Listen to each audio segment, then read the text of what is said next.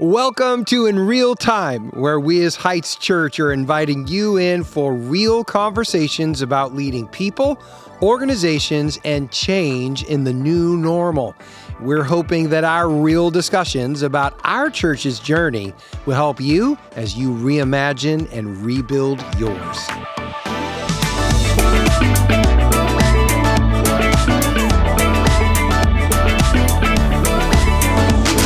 Welcome to In Real Time, and we're excited to have you here as we are having a discussion about leading people, organization, and change. And please don't forget to hit the like and the subscribe and the bell notification so you don't lose one episode as it drops. And well, today we're going to be doing part 2 of Craig is Back.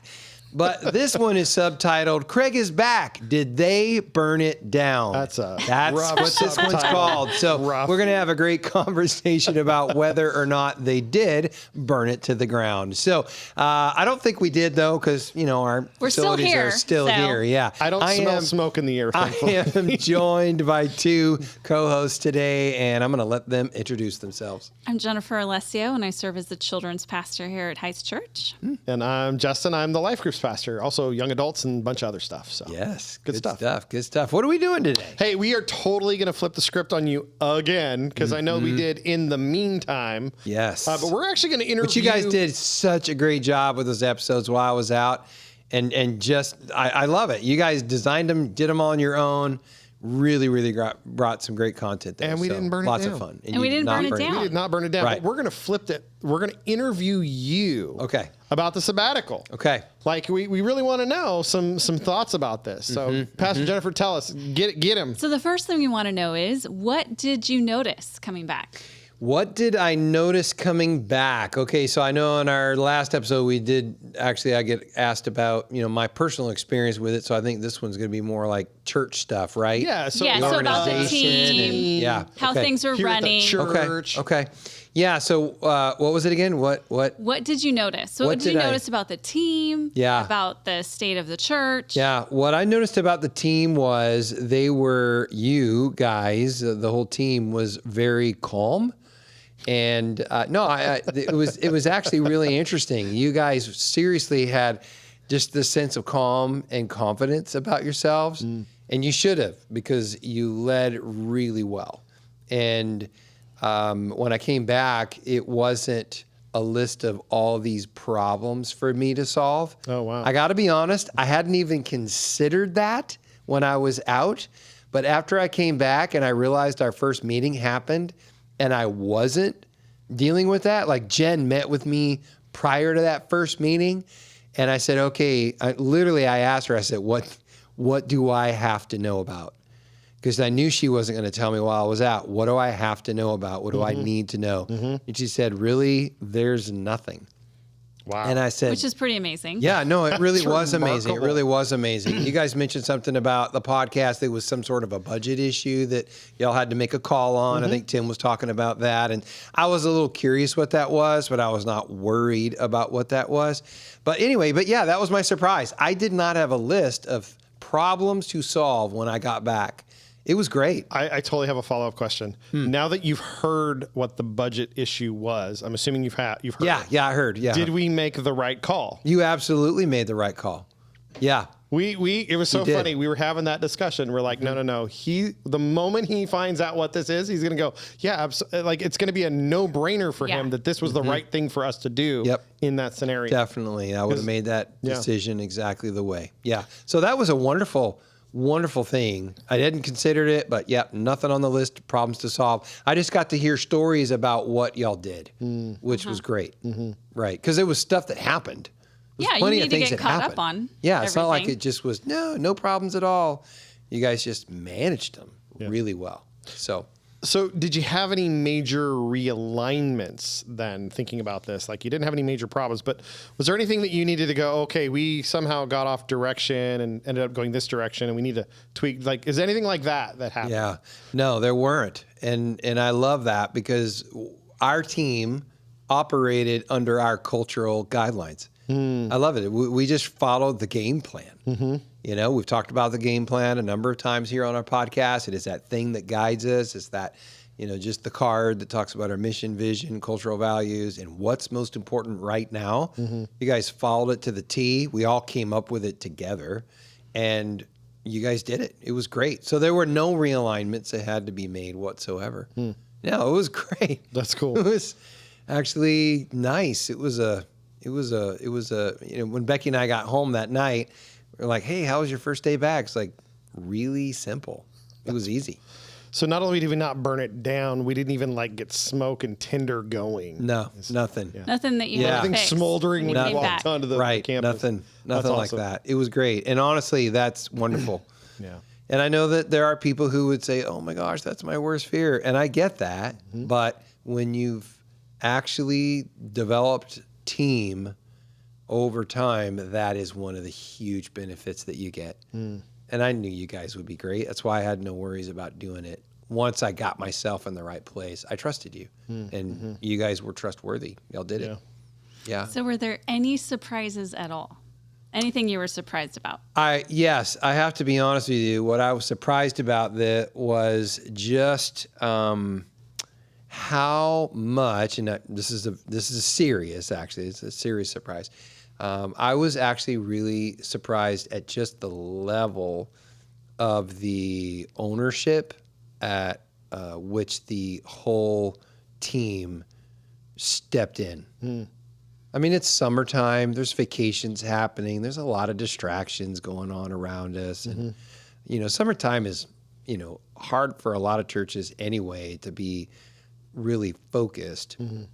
But one of the things and I'm going to say this, it sounds like a backhanded compliment, but I really don't mean it that way. I knew that our team, meaning you guys, specifically the management team itself, had ownership. So don't hear me to say I didn't think you had ownership. I knew that you did.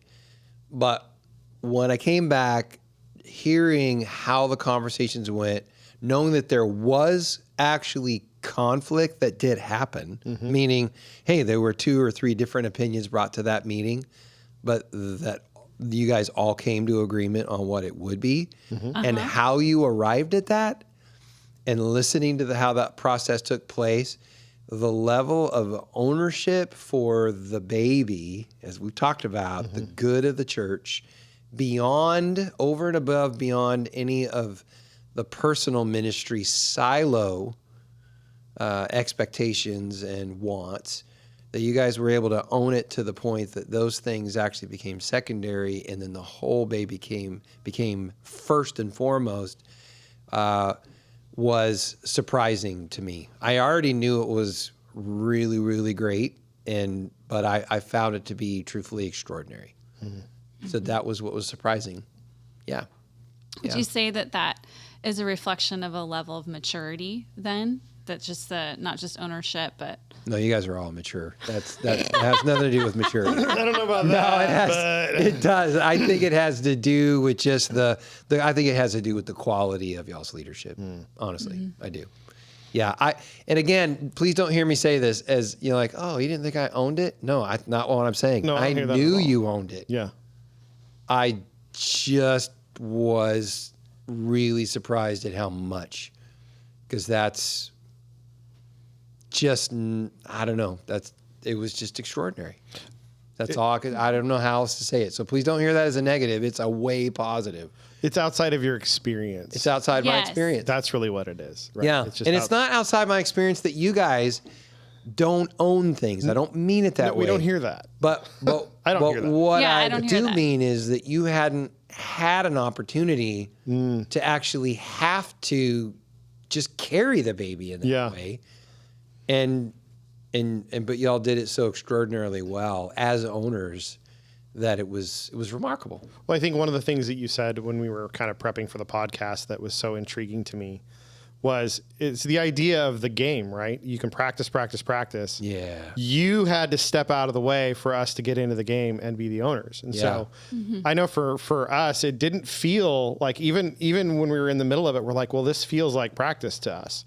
Because we drilled, we've done these things so much that it didn't feel outside of the norm. Yeah. You just weren't here. Yeah. Like we functioned right. the same way, you just weren't here. And Yeah. so we just had to make the final call Yeah. as a team to do stuff. And so Yeah. No, you guys did a great. And you know what I love right now? That just happened, Pastor Jennifer. What? Justin just made a football analogy. He did. And he did it really well. Wow. He did. And Yeah, and he claims he it knows was something really about football. sports. Yeah. Did I say football, Dude, or did I saw say football. the game and I practice? I was seeing football when you were describing All right, that. But all right, well. yeah, it was good. It was I good. was saying football too, but I think that's because that's what we normally talk about. Yeah, But right. it was more generic. Yeah. Yeah. really was. All right. Okay. Okay. If you Yeah. Hey, I got a question Say. though. Here's another one for you. Was there anything you'd wish you'd done differently before you went on sabbatical? Okay, so I'm going to say this is going to sound maybe, I don't know how this sounds, but Well, just I say will it. just say the answer is no. Really? No, I wouldn't do anything different because it worked so well. It worked so extraordinarily well. How do you fix that? There's nothing I don't know what else we could have done because nothing came up that needed to be fixed. Does that make sense? So why do you think it worked? I think it worked because our team has leaned in. And we all together have made a commitment to each other to grow and to be the best that we can be in our roles and in the gifts and the callings that God has given to us.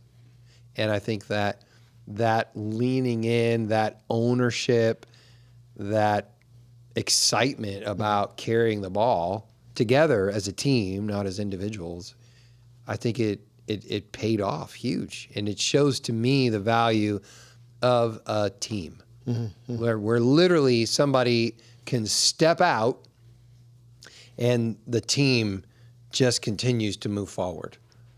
And that's the way a team should work. Yeah. And, you can't necessarily do that forever, obviously, but you can for a good long time. And we know now we can do it for 6 weeks. At least. And we were not weaker. We were just as strong when I came back. In fact, I would say we're stronger. I think we're stronger. And I think, Why do you think that? I think we're stronger because when I coach football, as I'm working with a quarterback, you can go through drills. Now, this is a football analogy. I You're gathered that tracking when with you me. said quarterback. You can go through the drills. You can go through the drills. You can go through the drills. You do the 7-on-7 drills. You're throwing against live, and it's pads, and he's getting tackled and all that. But there's nothing like game experience. And so you can get really good in practice. You can get really good at the drills. But when you get into a game, and now you're just in the game, and you just have to do it, you just gained an experience that practice never can give you. And it's only then that you can look back on it and say, I just did that. I know I can do it. How do you know you can do it? Because I just did it. And our team just did it. And again, there's not an opportunity to do this all the time because I don't take sabbaticals that often. Right. But 6 weeks is a very significant amount of time. That's It way is. different than just a 2-week vacation. And yet, when I came back, I had waiting for me an email from one of our people, a very respected person in our church who had nothing but amazing things to say about all of you and how rich each of the messages were on the weekends, how much trust that they had in our team, because they could now see something in our team that they had not had the opportunity to have seen before. Because now I wasn't speaking as much. They got to see other people and they said, wow, look at this bench. It's deep. These people are deep. They have something to say. This is marvelous. But that only comes about because it was an opportunity. And now all of us can look back and say, we just did that. We just did that. One of the conversations we had while you were gone, right around week 5 or 6, do you remember this? We were like, I think we could tell him another 6 weeks.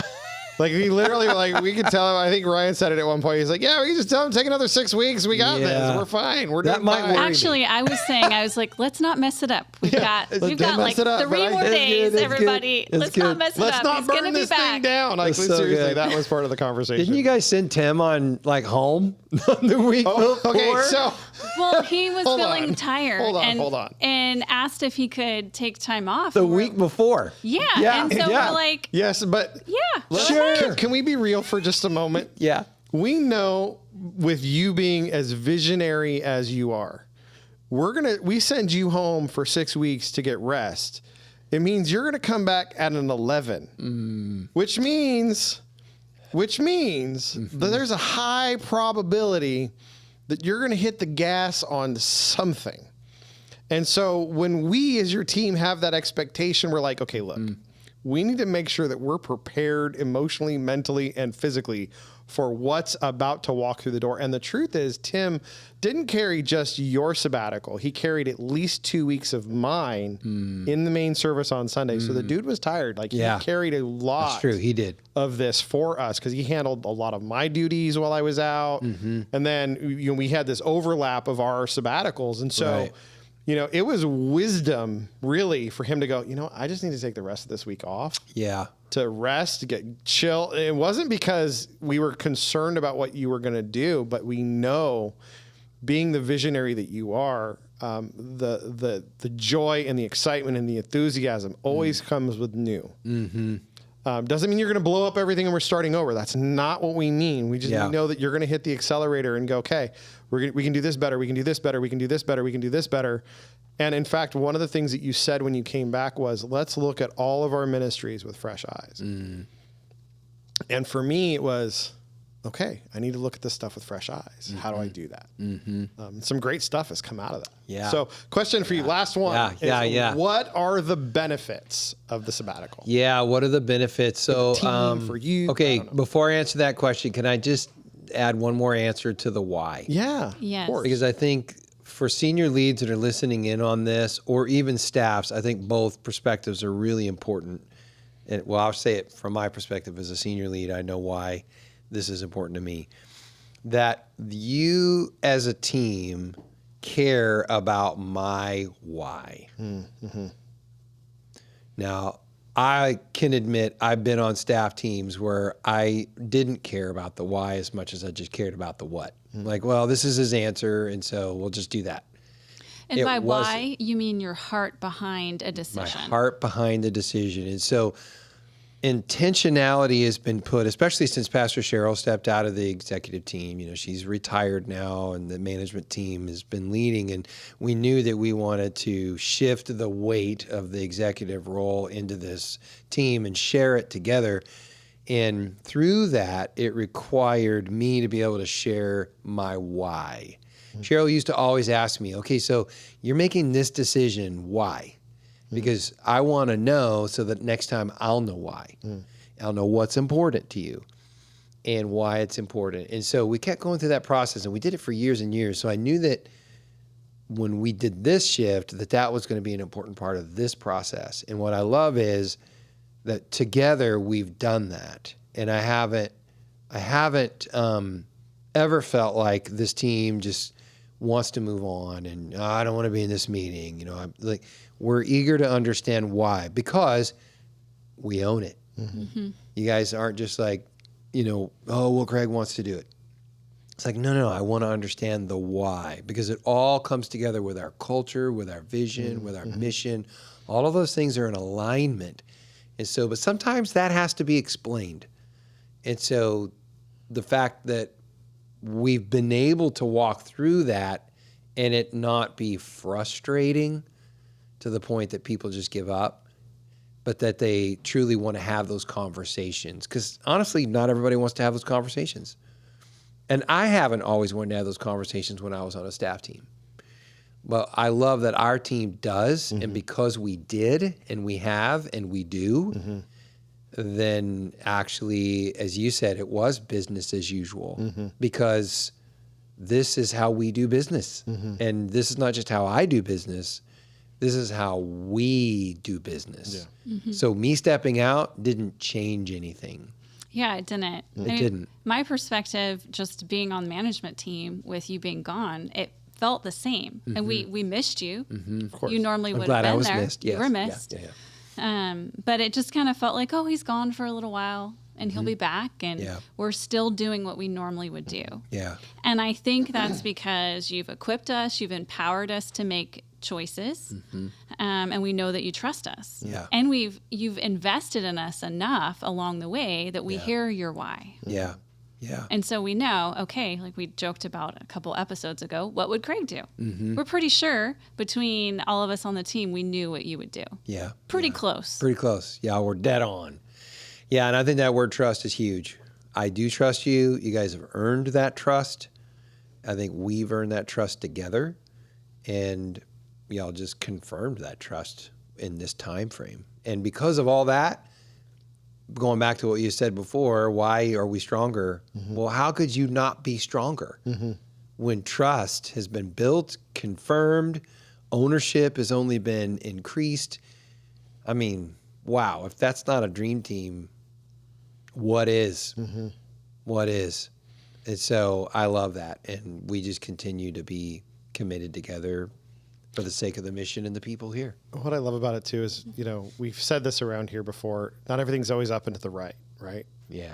You've given us permission to fail.